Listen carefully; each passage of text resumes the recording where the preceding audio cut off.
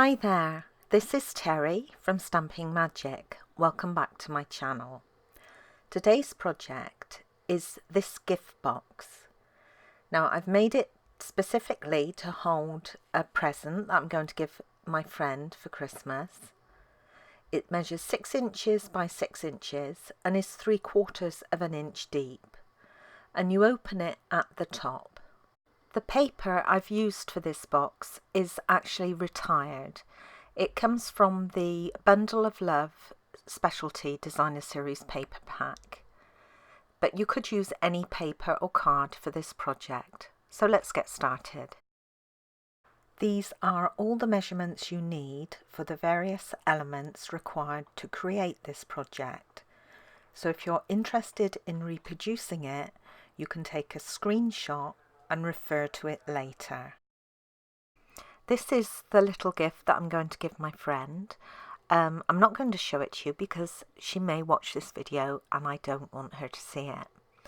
Now this measures just under 6 inches tall and 6 inches wide, and the depth of it is just under 3/4 of an inch. So those are the main sizes I'll use when creating my box.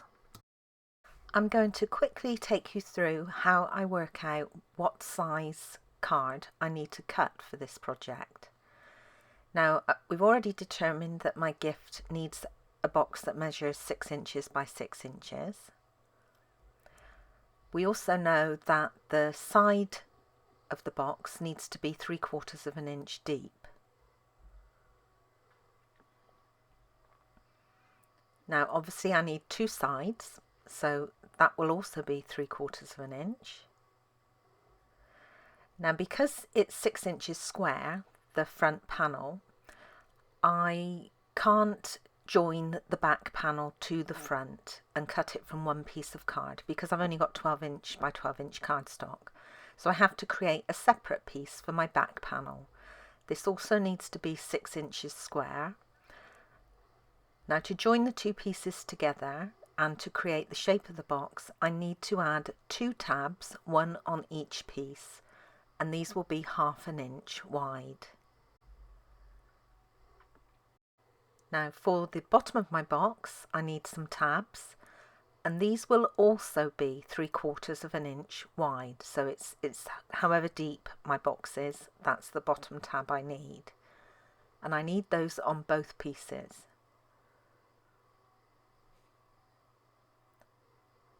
Now for the top, I'm going to connect my lid to the front panel, and that also needs to be 3/4 of an inch. It needs to be the same size as the base of the box. And then I'll need a tab which will form my closure, and I usually, because this is such a small box, I just use 1/2 inch again. Now this little box that I made previously shows you the style of the box that I'm creating.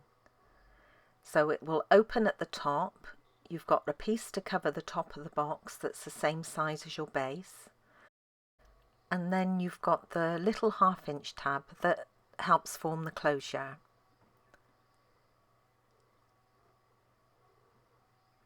Now if you're interested in seeing the video I created for this project, I'll leave a link to it at the top of the screen. This box just holds some small cards and envelopes.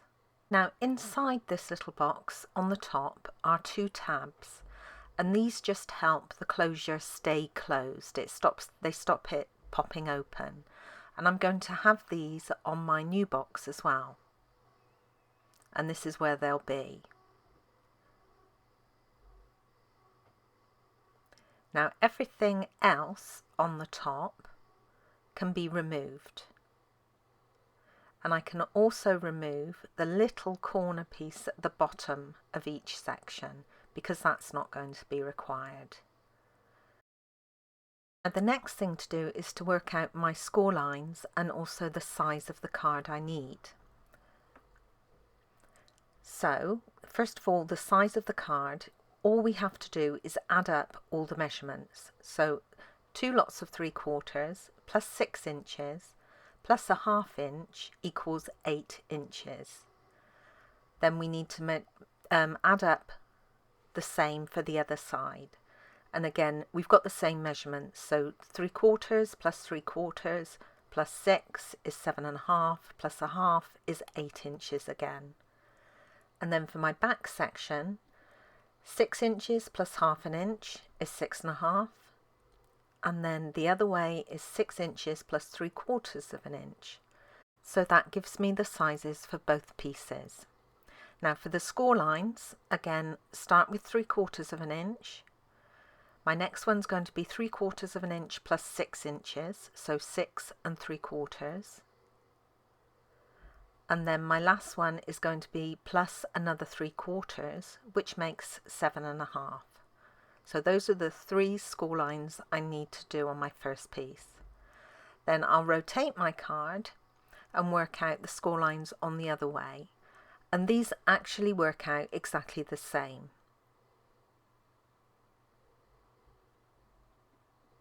Now for my second piece, I'm going to score one way at 6 inches, and then the other way will be at 3/4 inch. So once I've rotated it clockwise, 1/4 turn. So I've got all the score lines I need to make on my card calculated. So now I've cut my 2 pieces of the Bundle of Love Specialty Designer Series paper.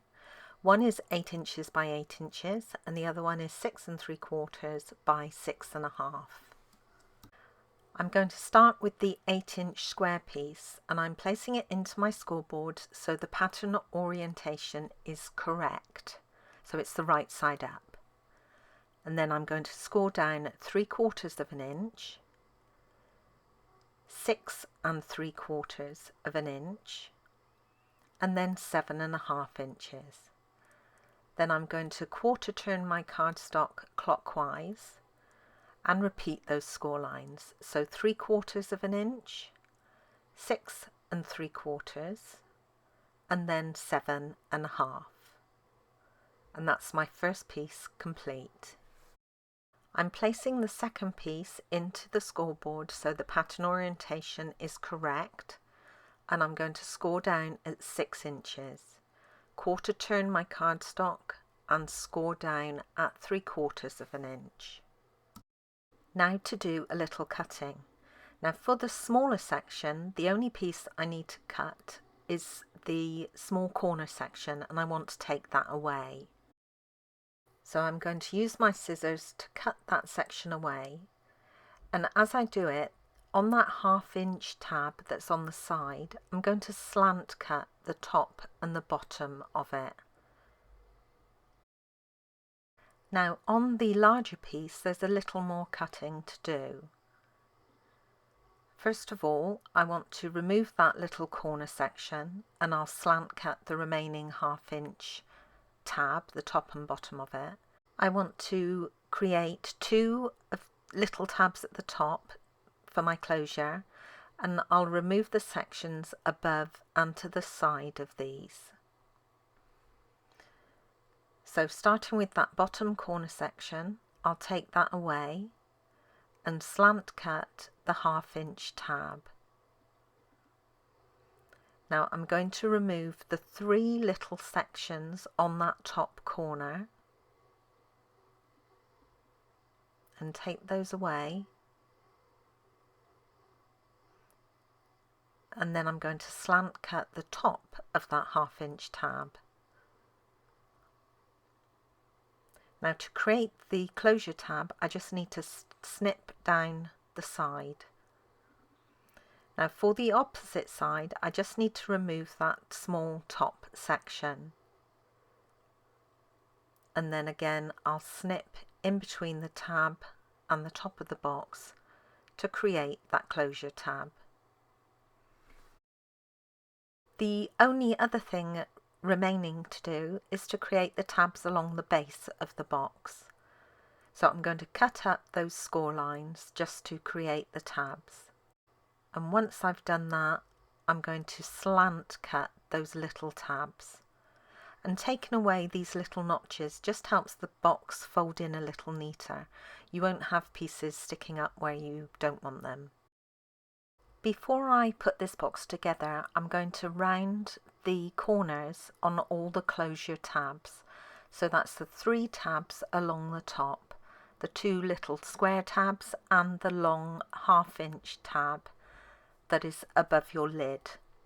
To get access to all the corners that you want to round, you will have to fold certain parts of it out the way so your punch can actually reach those corners. I can then fold on all the score lines and burnish them with my bone folder.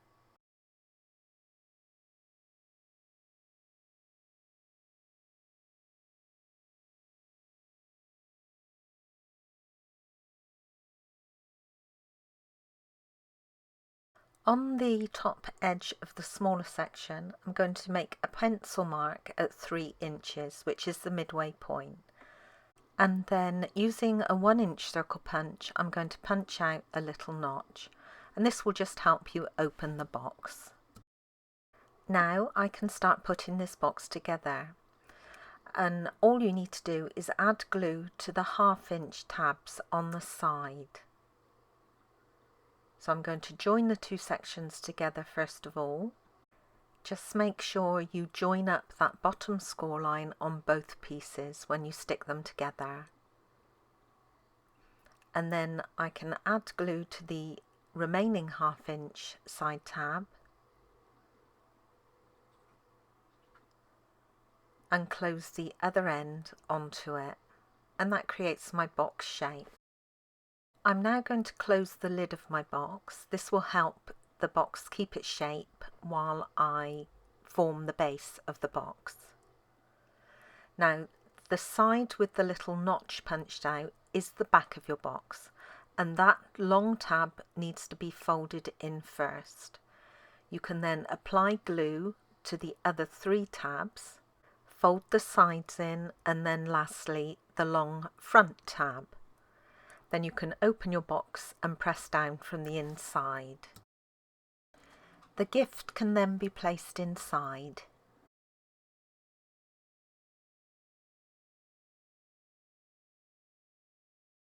I'm going to decorate the box using the winter wood stamp set, and I'm using the set of trees and the sentiment. I'm going to stamp on normal weight very vanilla card, and I'm just prepping it with my embossing buddy because I'm going to heat emboss the image. First of all though, I'm going to stamp it using Memento Tuxedo black ink.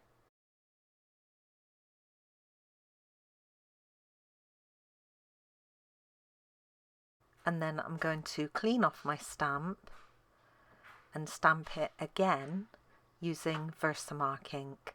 And I'm going to stamp it with the Versamark twice just to make sure I get a really good impression there.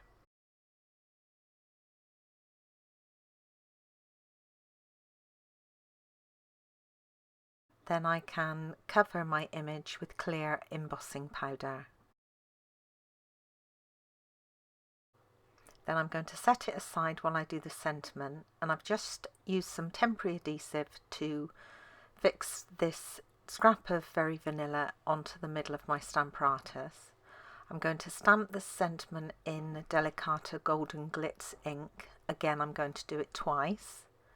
Then I'll cover with gold embossing powder. I can then melt the powder on both of these panels using my heat tool.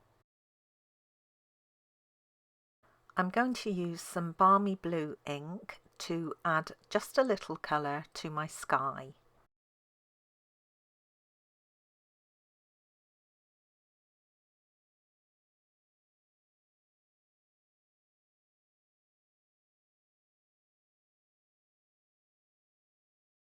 I'm using one of the stitched shapes oval dies to cut out my sentiment, and this is the 2nd size up.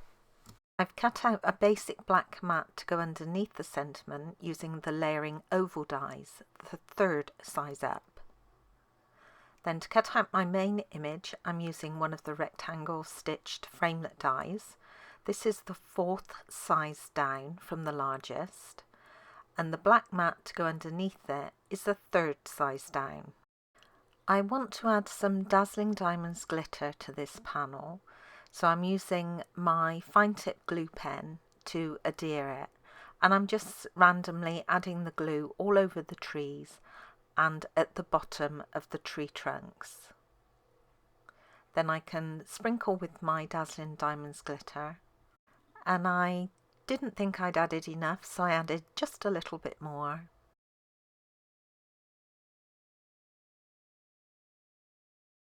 I can then add this onto the black mat.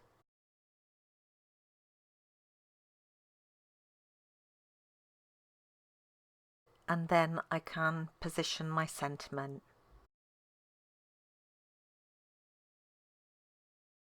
I'm going to add a bow to my gift box, and I'm using some retired black satin ribbon. Now this is 5/8 of an inch wide. We do have black satin in the catalogue still, but it's a 1/2 inch wide, and that would work just as well. So I'm just going to wrap it around my box and then tie a fairly small bow on the right hand side.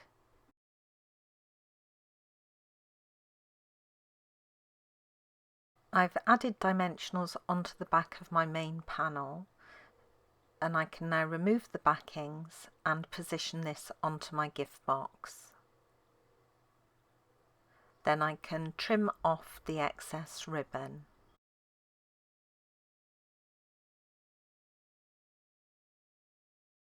And that's it, the box is complete. It's very sparkly and shiny, which is a must for Christmas really. It's a very classic design. I really hope that showing you how I calculate the measurements I need when designing a box has helped you in some way, and it hasn't managed to confuse you at all. I know that some people really struggle when doing this, so I hope my showing you my way helps a little. Thank you for joining me today. I hope you enjoyed this project. If you did, please give it a thumbs up and don't forget to subscribe and hit that notifications bell so you don't miss out on any future videos. Bye for now.